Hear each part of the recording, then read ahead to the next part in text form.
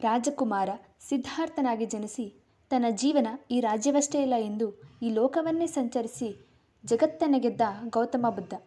ಗೌತಮ ಬುದ್ಧ ಅವ್ರ ಬಗ್ಗೆ ಇನ್ನೂ ತಿಳ್ಕೊಬೇಕು ಅನ್ನೋದಾದರೆ ಅನ್ನೋನ್ ಫ್ಯಾಕ್ಟ್ ಚಾನಲ್ನ ಇನ್ಸ್ಟಾಗ್ರಾಮಲ್ಲಿ ಫಾಲೋ ಮಾಡಿ ಮತ್ತು ಯೂಟ್ಯೂಬಲ್ಲಿ ಸಬ್ಸ್ಕ್ರೈಬ್ ಮಾಡಿ. ಗೌತಮ ಬುದ್ಧನು ಪ್ರವಾಸ ಮಾಡುತ್ತಾ ಜನರಿಗೆ ಜೀವನದ ಮಹತ್ವ, ಸಂತೋಷ ಮತ್ತು ಶಾಂತಿಯನ್ನು ಹಂಚುತ್ತಿದ್ದರು. ಅವರು ಸಂಚಾರ ಮಾಡುತ್ತಿದ್ದ ಒಂದು ಗ್ರಾಮದಲ್ಲಿ ಏಕಕಾಲಕ್ಕೆ ಮಳೆ ಬೀಳುತ್ತಿತ್ತು. ಮಳೆಯಿಂದ ಪ್ರಳಯವಾಗುತ್ತೇನೋ ಎಂದು ಜನರು ಗಾಬರಿಗೊಂಡು ಬುದ್ಧನ ಬಳಿ ಹೋಗುತ್ತಾರೆ. ಅವರ ಮುಖದಲ್ಲಿದ್ದ ಮುಗುಳು ನಗೆಯನ್ನು ನೋಡಿ ಜನರು ಕೇಳುತ್ತಾರೆ, ಇಂತಹ ಅವಾಂತರದ ಸಮಯದಲ್ಲೂ ನೀವು ಹೇಗೆ ನಗುತ್ತೀರಾ ಎಂದು. ಆಗ ಬುದ್ಧನು ನಗುತ್ತಾ ಉತ್ತರಿಸುತ್ತಾರೆ, ಮಳೆ ಹನಿಯು ಭೂಮಿಯನ್ನು ತಂಪಾಗಿಸುತ್ತದೆ, ಆದರೆ ನಗು ಮನಸ್ಸನ್ನು ತಂಪಾಗಿಸುತ್ತದೆ. ಜೀವನದಲ್ಲಿ ಎಂಥದ್ದೇ ತೊಂದರೆ ಬಂದರೂ ನಗು ಮಾತ್ರವೇ ಸಮಸ್ಯೆಯನ್ನು ಸರಿ ಮಾಡಬಲ್ಲದು.